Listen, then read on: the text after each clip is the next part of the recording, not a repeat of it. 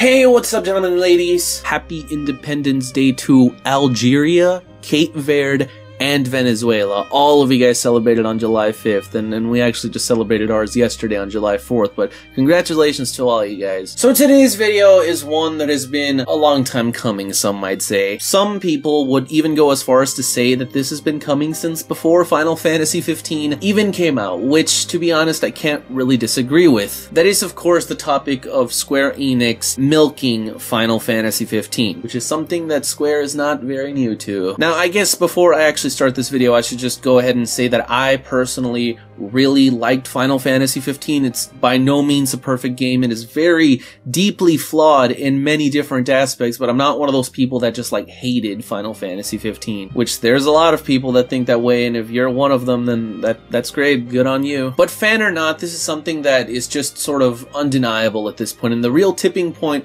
for me anyways, happened at Sony's press conference during E3 a couple weeks back, with the reveal of the Final Fantasy 15 VR game that was announced a year ago, literally, at E3 2016. Except instead of making it a full-on Final Fantasy 15 VR experience, maybe not the whole game in VR, but you know, something similar-ish to the game, they just made it a fishing simulator, which every Square Enix fan just sighed when they saw that come up on Sony's conference. I guess I shouldn't say that. Again, if you're excited for FF15 Fishing Sim 2017, then good for you, but the majority of the people were pretty disappointed, all things considered. Not only because what we had seen the previous year actually looked a lot more interesting and actually had some degree of combat, with us getting to play as Prompto, you know, fighting the behemoth boss in particular. This one was limited to just a minigame, and probably the shittiest minigame in Final Fantasy 15. I know that there are some people that actually did enjoy the fishing in Final Fantasy 15, but the fact that it is one of the best fishing games in a video game and people still dislike it should say a lot about fishing games in video games. Just don't do them, developers. The majority of the people don't care for them half the time. But it also gave the impression to a lot of people that Square didn't really care what type of content came out with the Final Fantasy 15 specifically name on it. This was extended recently with the release of the infamous mobile game A New Empire that had a bad rep from the day that it was announced, coincidentally on April Fools. So much for the supposed Final Fantasy 15 MMO that we were promised so long ago. And honestly, these were two things that I was personally excited for, but never really showed, just because I felt like they were never really gonna come. Like the Final Fantasy 15 MMO and Final Fantasy 15 VR were two things that they announced so long ago that the majority of people completely forgot about them. And then when they actually came out or were announced properly, most people were disappointed, because they seemed to have very little, if not nothing, to do with Final Fantasy 15, the mobile game in particular, and just didn't seem that fun in general. Now, like I said, Square putting a name of a big project onto something smaller so that it can sell more is nothing new. All the way back in the Game Boy days, we had games in the Seiken Densetsu series and the Saga series being renamed to Final Fantasy when they released in the West just so that they could sell better. In case you guys are wondering, those are Final Fantasy Adventure and Final Fantasy Legend. But it seems like with Final Fantasy 15, they just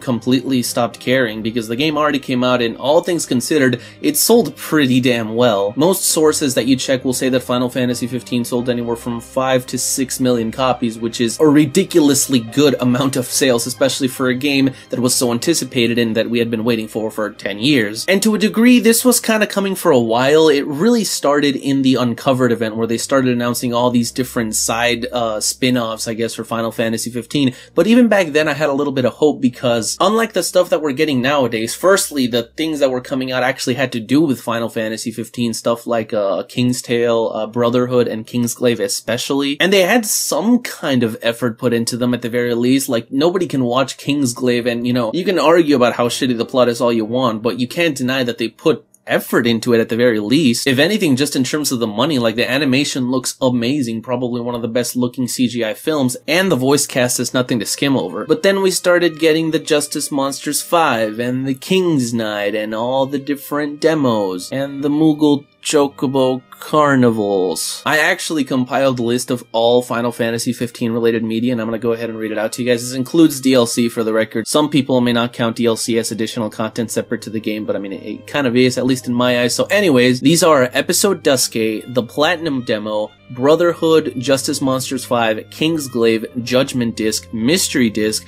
Final Fantasy 15, A King's Tale, The Moogle Chocobo Carnival, Episode Gladiolus, Episode Prompto, A New Empire, King's Knight, Monster of the Deep, and Episode Ignis. I am pretty sure that if we count all of these, Final Fantasy 15 may actually even beat out the Final Fantasy 7 compilation, which says a lot because Final Fantasy 7 is Square Enix's best-selling game. See, the thing is, at the very least with Final Fantasy 7, it was all sort of gradual, you know? Final Fantasy 7 itself came out in 1997, and I don't think that we got anything major related to it until, what, before Crisis? Dirge of Cerberus, like in the early to mid-2000s? With Final Fantasy 15, you had stuff coming out since before the game even came out. I mean, it's not even been a year since the release, and we already have 15 plus spin-offs. Like, what the fuck, Square? To me, anyways, and other people may interpret this, you know, in their own ways, but to me, this basically just shows me that they didn't really have that much faith in the project. Because the fact that they're trying to squeeze so much out of it, since,